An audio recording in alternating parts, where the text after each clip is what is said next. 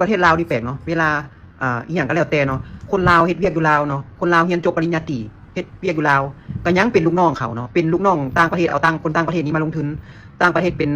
หัวหน้าต่างประเทศเป็นเจ้านายพอมาอยู่ไทยหรือว่าไปเกาหลีญี่ปุ่นก็ไปเป็นลูกน้องเขาคือเก่าทุกคนค่อยก็งงว่าประเทศลาวนี่บ่มีหยังที่แบบที่ว่าที่เป็นเจ้านายเขาสักอย่างนึงเนาะทุกคนทุกอย่างเป็นลูกน้องเขาเบิดค่อยก็งงว่าเป็นหยังข่อยก็งงนำเจ้าคือกันเจ้าคิดหยังอยู่ในตอนนี้นะเพราะว่าทุกคนทุกประเทศ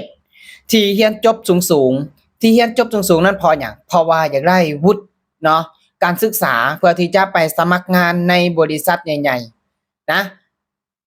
การที่เจ้าว่าคนลาวบ่มีไปเฮ็ดงานอยู่ไสก็ได้เป็นลูกน้องเขาบ่มีว่าได้เป็นเจ้านายเขาคือเจ้าของบริษัทบางบริษัทคนที่เขาเปิดบริษัทมันก็มีได้เจ้าก็ควรที่จะไปศึกษานะไม่ได้ว่าซุ่ม4ซุ่ม5แบบนี้มันบ่ได้นะข้อยก็งงนำเจ้าคือกันว่าคิดหยังอยู่สบายดี FC ทางฝั่งไทยฝั่งลาวนะครับผมวันนี้ก็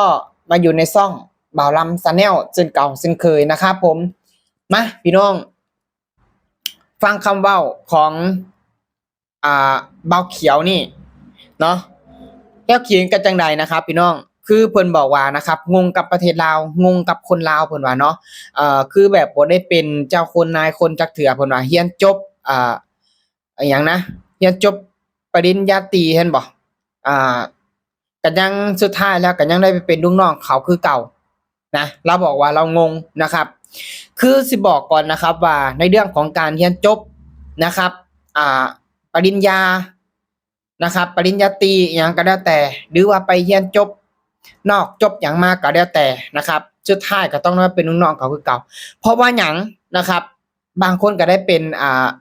เจ้านายคือเก่าบางคนก็ได้เป็นเจ้านายหั่นล่ะนะครับคนที่มาเปิดบริษัทเป็นของตัวเองแต่สำหรับคนที่ยังบ่มีทุนเจ้าต้องเข้าใจนะคำว่าบ่มีทุนคนที่จบมาใหม่นะคนที่จบมาใหม่อันดับแรกเขาก็ต้องไปหาประสบการณ์แม่นบ่เข้าไปเฮ็ดงานกับบริษัทต่างๆนะและเจ้าเฮ็ดจังไดเจ้าถึงได้เข้าไปก็คือเจ้าละไปเอาวุฒินะวุฒิการศึกษาของเจ้าเนี่ยที่ว่าเจ้าไปเรียนจบปริญญาตรีปริญญาโทอหยังต่างๆเนี่ยนะไปเป็นเอกสารประกอบแล้วเจ้าไปสมัครเวียกสมัครงานต่างๆกับบริษัท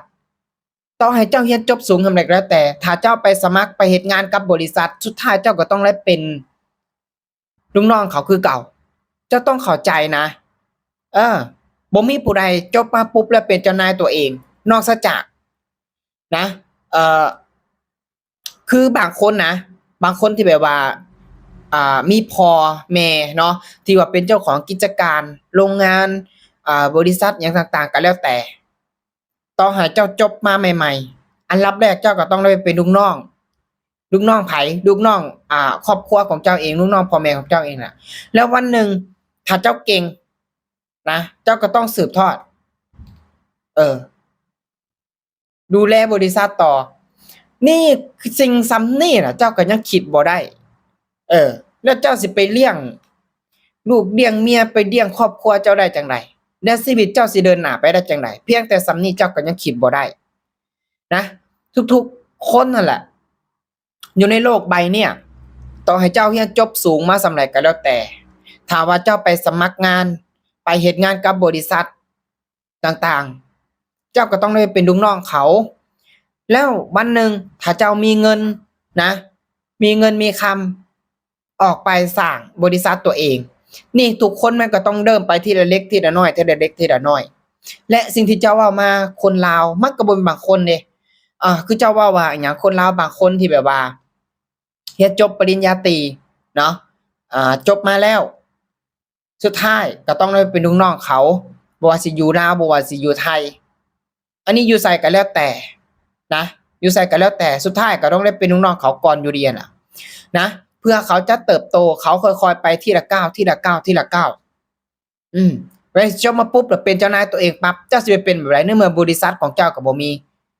กิจการของเจ้าก็บ่มีเจ้าเรียนจบมาใหม่นี่เจ้าเพิ่งจบมาใหม่นี่ประสบการณ์ก็ยังบ่มีนี่เจ้าสิเป็นเจ้านายตัวเองได้จังไดส่ำนี้น่ะเจ้าก็ยังคิดบ่ได้นะ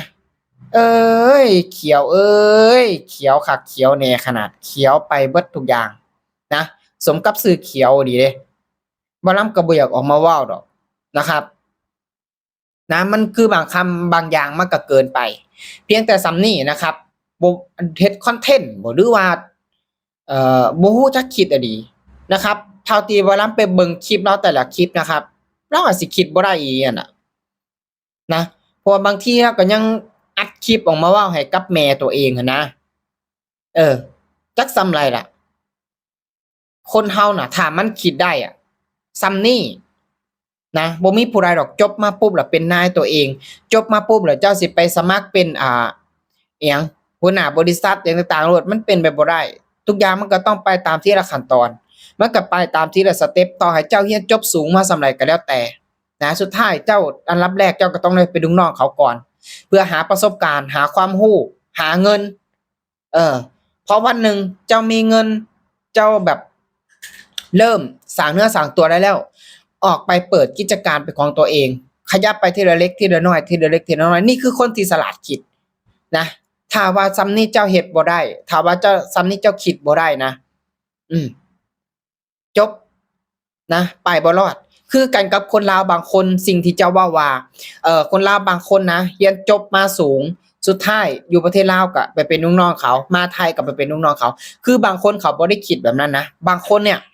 นะครับมีความรู้มีความสามารถแต่เขาขาดเงินขาดทุนเขามาตั้งใจเก็บเงินบางคนเนี่ย2-3 ปีมาทำงานหาเงินเนี่ยไล่ทุนกลับไปเขาไปเปิดร้านขายของไปเปิดบริษัทนะ เจ้าเบิ่งนะเจ้าเบิ่งหลายๆคนเจ้าเบิ่งดีๆนะคนลาวบางคนเนี่ยนะเขาความคิดเขาเนี่ยกว่าเจ้าอีกนะอย่าไปดูถูกเขาจังซั่นบ่ต้องไปเว้าว่าอิหยังคนลาวแบบไปอยู่ไสก็แล้วแต่สุดท้ายก็ต้องได้เป็นลูกน้องเขาแม่นอันนี้ข้อยก็บ่เถียงนะแต่ว่าเขามาในรูปแบบใด1มาเขามาหาประสบการณ์2มาเขามาหาเงินเพื่อไปเป็นทุนนะต่อยอดความรู้ของเขามันก็มีหลายวิธีมีหลายให้คิดเจ้าต้องคิดดีๆนะเขาบ่คือเจ้าหรอกเจ้าบ่ต้องเอาความคิดเอาอ่าอคติของเจ้าอะไปตัดสินคนอื่นนะสิ่งที่เจ้าเว้ามาเนี่ยมันถามว่ามันถูกบ่มันก็ถูกแต่ว่าสิ่งที่เขาเอ่อไปเป็นลูกน้องเขาน่ะนะไปเป็นลูกน้องเขาน่ะเขาไปเป็นในรูปแบบใดบางคนก็ตั้งใจมาแบบไปตั้งใจเรียนจบมาแล้วเนาะไปเป็นลูกน้องเขาตลอดเลยก็มีนะจนเกษียณจนเฮ็ดงานบ่ได้แต่บางคนไปเนาะไปเฮ็ดงานกับบริษัทพอเริ่มแบบมีเงินเก็บพอมีความรู้พอมีประสบการณ์เขาอ่ารู้แล้วเนาะว่าพอไปได้พอเฮ็ดได้เก่งแล้วเขาก็ออกไปเปิดกิจการเป็นของตัวเองนี่แหละคือความคิดของเขา